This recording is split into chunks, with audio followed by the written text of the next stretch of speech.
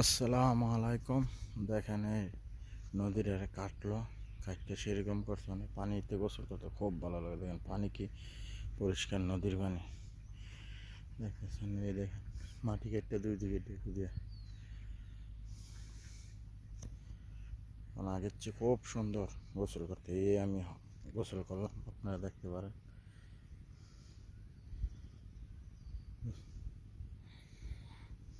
খুব সুন্দর। এটা হলো কুমিল্লা হোমনা গ্রাম কালাকান্দি মধ্য দিয়ে নদীটা বয়ে গেছে।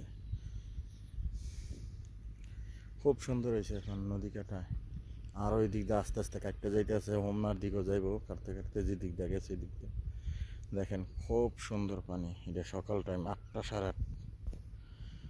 সাড়ে আটটার টাইমে ভিডিও করছি সকালবেলায়। দেখেন বিশাল পানি এখন ভরপুর।